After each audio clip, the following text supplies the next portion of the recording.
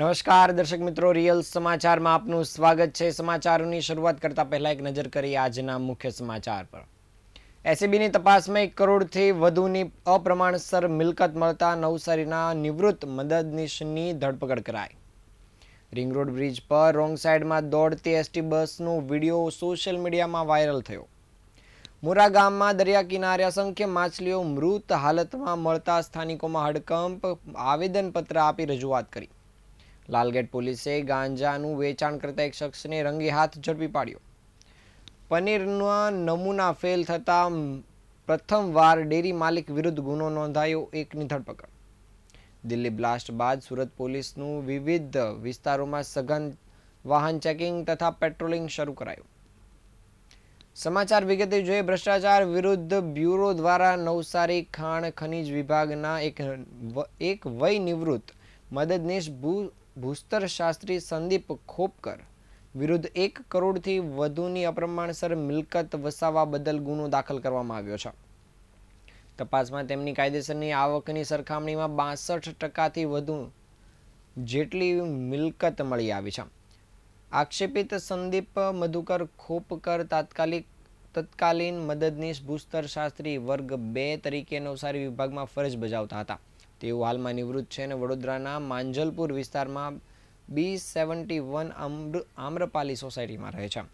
એસીબીની તપાસમાં જાણવા મળ્યું છે કે સંદીપ ખોપકરે 1 જાન્યુઆરી 2009થી 30 નવેમ્બર 2018 સુધીના પોતાના રાજ્ય સેવક તરીકેના કાર્યકાળ દરમિયાન જાહેર સેવક તરીકે મળેલા સત્તાનો દુરુપયોગ કર્યો હતો। તેમણે આર્થિક કાયદા સાથે ગેરકાયદેસર રીતે નાણાં મેળવ્યા હતા અને તેનું રોકાણ સ્થાવર જંગમ મિલકતમાં કરી અપ્રમાણસર મિલકત વસાવી હતી। વર્ષ 2021માં તેઓ નિવૃત્ત થયા હતા। જ્યારે તેઓ ફરજ પર હતા ત્યારે અપ્રમાણસર મિલકત અંગે તેમની વિરુદ્ધ ફરિયાદ દાખલ કરવામાં આવી હતી। ત્યારથી એન્ટી કરપ્શન બ્યુરો દ્વારા તપાસ શરૂ કરવામાં આવી હતી। તપાસ દરમિયાન જાણવા મળ્યું હતું કે તેઓએ મકાન, LIC, PPF એકાઉન્ટ અને પર્સનલ બેંક એકાઉન્ટ પરથી અલગ અલગ જગ્યાએ રોકાણ કર્યું હતું। એસીબી સહિત સુરતના આસિસ્ટન્ટ ડાયરેક્ટર RR ચૌધરીએ જણાવ્યું હતું કે આ મિલકત તેમની કાયદેસરની કુલ આવક કરતાં 62%થી વધુ જેટલી થાય છે, જેની રકમ 1 કરોડ ને 2 લાખથી વધુ નોંધાઈ છે। સરકાર તરફથી BD Rathwa, police inspector Navsari, ACB police station દ્વારા ફરિયાદ દાખલ કરવામાં આવી હતી અને આ ફરિયાદના આધારે નવસારી એસીબી પોલીસ સ્ટેશનમાં ભ્રષ્ટાચાર મુજબની વિવિધ કલમો હેઠળ તેની ધરપકડ કરવામાં આવી છે।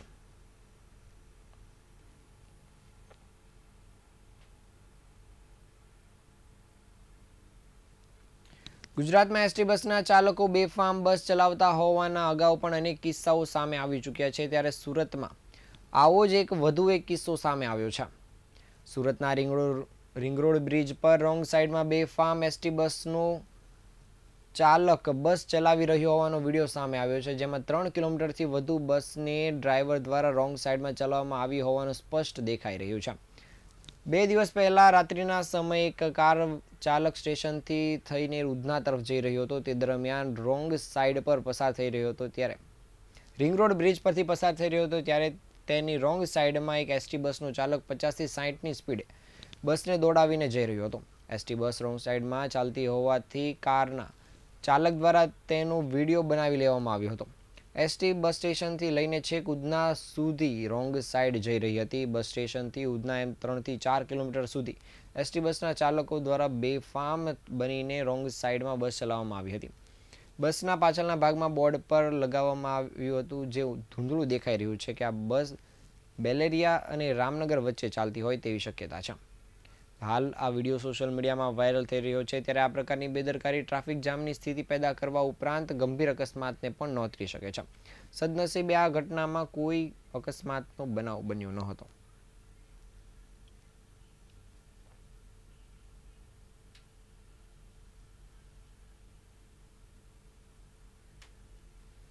સુરત જિલ્લામાં મોરા ગ્રામ પંચાયત વિસ્તારમાં દરિયા કિનારે અસંખ્ય માછલીઓ મૃત હાલતમાં મળી આવતા સ્થાનિકોમાં હડકંપ મચ્યો છે। વિસ્તારના લોકોએ આરોપ લગાવ્યો છે કે નજીકથી દરિયામાં સીધું ગટરનું ગંદુ પાણી છોડાતા પાણી પ્રદૂષિત થયું છે, જેના કારણે મોટા પ્રમાણમાં જળચર જીવોના મોત થયા છે। દામકા ગામના રહેવાસીઓ તેમજ હળપતિ સમાજના લોકોએ આ મુદ્દે ગંભીર નારાજગી વ્યક્ત કરતા જિલ્લા કલેક્ટર અને પોલીસ કમિશનરને લેખિત આવેદનપત્ર આપી કાર્યવાહી કરવાની માંગ કરી છે. ગ્રામજનોએ આવેદનપત્રમાં જણાવ્યું છે કે ગંદુ પાણી દરિયામાં છોડવાની ઘટનાથી માત્ર માછલીઓ નહીં પરંતુ માછીમારોનું રોજગાર પણ અસરગ્રસ્ત થયો છે. સ્થાનિકોએ સંબંધિત તંત્રોને તાત્કાલિક ચકાસણી કરીને જવાબદાર પર કડક પગલાં લેવાની માંગણી કરી છે. સાથે જ દરિયાકાંઠે પ્રદૂષણ ફેલાવનારી નિકાસ લાઇનને બંધ કરવાની અને શુદ્ધિકરણની વ્યવસ્થા ઊભી કરવાની માંગ ઉઠી છે. ગ્રામજનોના જણાવ્યા અનુસાર જો તંત્ર તાત્કાલિક પગલાં નહીં લે તો તેઓ ઉગ્ર આંદોલન કરવા મજબૂર બનશે. હાલ ઘટનાની તપાસ શરૂ કરવાની રાહ જોવાઈ રહી છે.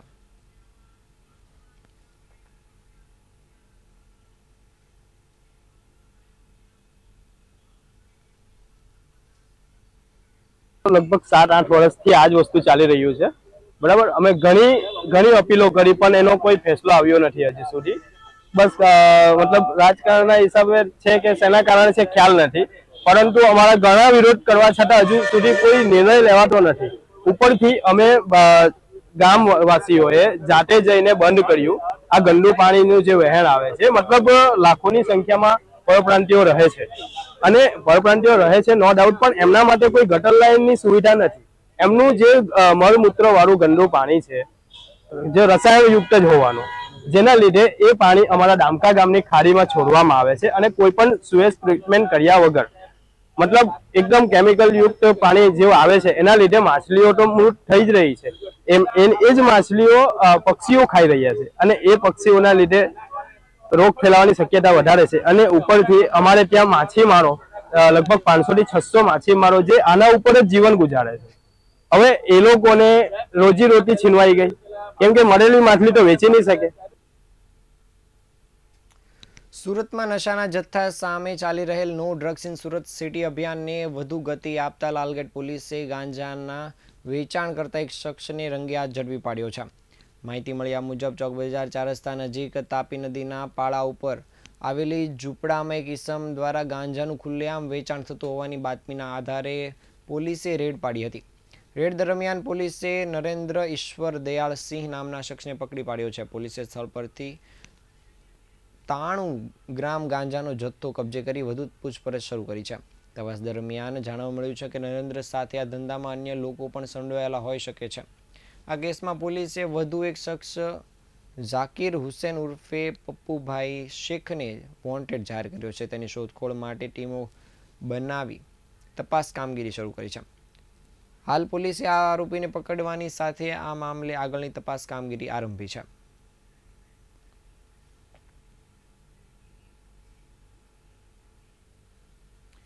સુરતમાં પનીરના નમૂના ફેલ થતાં પ્રથમવાર કોઈ ડેરી માલિક વિરુદ્ધ ગુનો નોંધાયો છે.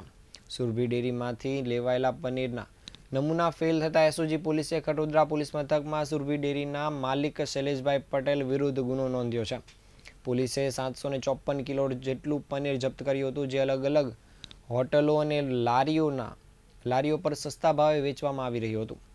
સુરત શહેરમાં લોકોના સ્વાસ્થ્ય સાથે ચેડા કરનારા નકલી ખાદ્ય પદાર્થોનું વેચાણ કરનારાઓ સામે ચાલી રહેલ ઝુંબેશ વચ્ચે ખટોદરા પોલીસે સુરભી ડેરીના માલિક શૈલેષ પટેલની ધરપકડ કરી છે. પોલીસે શૈલેષ પટેલ પર રોજે રોજ 300 કિલો નકલી પનીર બનાવીને વેચવાનો આરોપ છે. આ કાર્યવાહી સુરત પોલીસ માટે એક મોટી સફળતા ગણાય છે, કારણ કે શહેરમાં પ્રથમ વખત કોઈ ડેરી સંચાલક વિરુદ્ધ આવા ગંભીર આરોપસર પગલાં લેવાયેલા છે. આ સમગ્ર મામલો 10 નવેમ્બરના રોજ પ્રકાશમાં આવ્યો હતો, જ્યારે સ્પેશિયલ ઓપરેશન ગ્રુપ અને આરોગ્ય વિભાગે સંયુક્ત રીતે સુરભી ડેરીના ગોડાઉન પર દરોડા પાડ્યા હતા. આ ઓપરેશન દરમિયાન અધિકારીઓએ ગોડાઉનમાંથી આશરે 750 કિલોગ્રામથી વધુ નકલી પનીર જપ્ત કર્યું હતું. સ્થળ પર જ માલિક શૈલેષ પટેલે કબૂલાત કરી હતી કે આ પનીર નકલી છે. જપ્ત થયેલા નકલી પનીરના સેમ્પલને તાત્કાલિક લેબોરેટરીમાં મોકલવામાં આવ્યા હતા.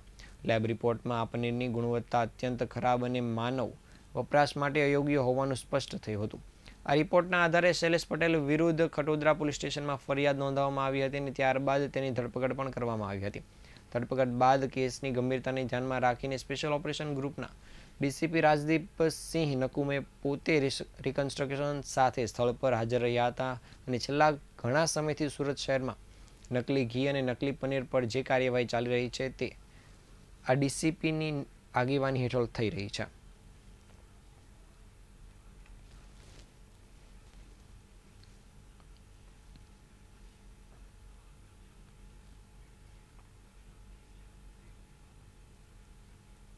પોલીસે ગઈકાલ 10 તારીખે એક રેડ કરી 953 કિલોગ્રામ પનીર જપ્ત કરેલું અને એના જે છે નમૂનાઓ ફેલ થતા ગઈકાલે ગુનો દાખલ કરવામાં આવ્યો હતો અને ગુના અન્વયે અત્યારે ઘટનાનું રિકન્સ્ટ્રક્શન કરવા માટે આરોપીને અહીંયા એના યુનિટ ઉપર લાવવામાં આવ્યો હતો અને આ રીતે કાર્યવાહી કરવામાં આવેલ છે. આમાં શું સજા થશે સાહેબ? કસૂરવાર તો થઈ ગયેલો છે. હજી તો અત્યારે તો એના પર ગુનો દાખલ કરીને ધરપકડ કરવાની કાર્યવાહી કરવામાં આવી છે, પરંતુ આગળની જે સજા છે 7 વર્ષ સુધી ભોગવાય છે. અઠવાલાઇન્સ વિસ્તારમાં આવેલ લાલ બંગલા જૈન દેરાસર ફૂલચંદ કલ્યાણચંદ ઝવેરી ટ્રસ્ટના મુકામે આજરોજ પરમ પૂજ્ય ગચ્છાધિપતિ આચાર્ય ભગવંત શ્રી અભયદેવ સુરેશ્વરજી મહારાજ સાહેબના સંયમ પર્યાયના 64મા વર્ષમાં મંગલ પ્રવેશ નિમિત્તે એક દિવસનું સાધુ જીવન ઔષધ સામાયિક સહિત વિવિધ કાર્યક્રમોનું આયોજન કરવામાં આવ્યું હતું. આ ભવ્ય આયોજનમાં મોટી સંખ્યામાં શ્રાવક શ્રાવિકાઓએ ભાગ લીધો હતો. કાર્યક્રમમાં પર્યાવરણ તથા પરિવહન મંત્રી ધારાસભ્ય પ્રવીણભાઈ માળી ઉપસ્થિત રહ્યા હતા, તેમજ કેન્દ્રીય ગૃહમંત્રી અમિતભાઈ શાહ દ્વારા શુભેચ્છા સંદેશ પાઠવવામાં આવ્યો હતો. આ અવસરે 64મા સંયમ વર્ષના મંગલ પ્રવેશને અનુસંધાને સુકૃત દાન કરાયું હતું, જેમાં જિનાલયમાં પ્રભુજીને સોના ચાંદીની આંગી, 63 પોષદ, 3600 સામાયિક તથા 6300 ગાથા શ્લોકોનો આરાધના સહિત કાર્યક્રમ યોજાયો હતો. સાથે જ સુરતના 14 કેન્દ્રોમાં ભિક્ષુકોને ભોજન સેવા તેમજ 2000થી વધુ લોકો માટે મહાપ્રસાદનું આયોજન કરાયું હતું. શ્રી શાંતિનાથ ચેરિટેબલ ટ્રસ્ટ દ્વારા 63,000 પશુઓને ગળપણ તથા ઘાસચારો વિતરણ પણ કરાયો હતો. આ કાર્યક્રમને લઈને ભક્ત અજીત મહેતાએ જણાવ્યું હતું કે પૂજ્યશ્રીના માર્ગદર્શન હેઠળ પાલિતાણા તથા શંખેશ્વર તીર્થમાં સુંદર રોડ રસ્તાના વિકાસથી તીર્થો વધુ ભવ્ય બન્યા છે. પૂજ્યશ્રી મહામંગલિક દ્વારા અસંખ્ય લોકોને આધિ વ્યાધિ ઉપાધિમાંથી મુક્તિ મળી છે, જ્યારે ગુરુદેવનો જૈન શાસન ઉપર અનન્ય ઉપકાર રહ્યો છે. કાર્યક્રમનો અંત મહામંગલિક આશીર્વાદ અને મંગલ ફૂલાચાર સાથે થયો હતો.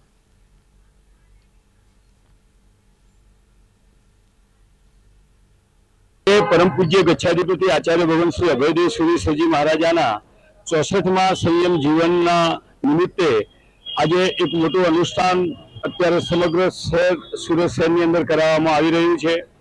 તેની અંદરમાં ઔષધ એટલે એક દિવસનું સાધુ જીવન અને સામાયિક 48 મિનિટનું હોય છે. તે આજે ખૂબ જ ભક્તો મોટી સંખ્યાની અંદર જોડાયા છે.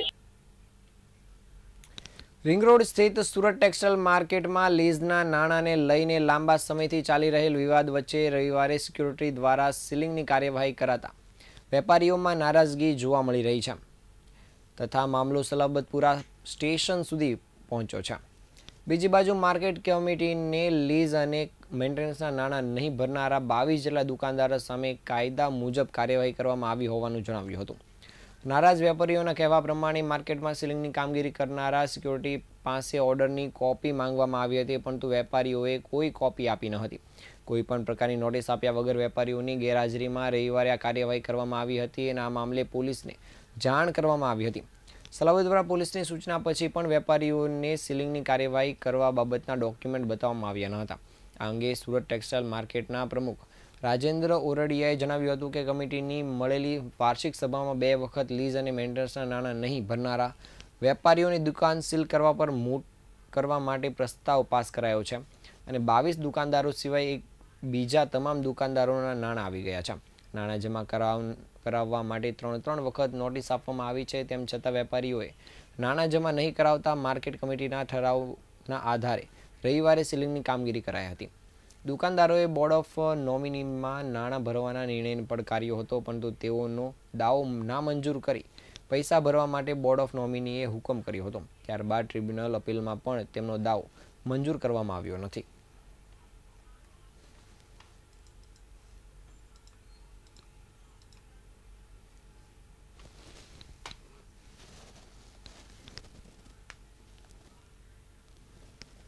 આ તાજના સમાચાર નવા સમાચાર સાથે ફરી મળીશું. ત્યાં સુધી રજા આપશો. નમસ્કાર.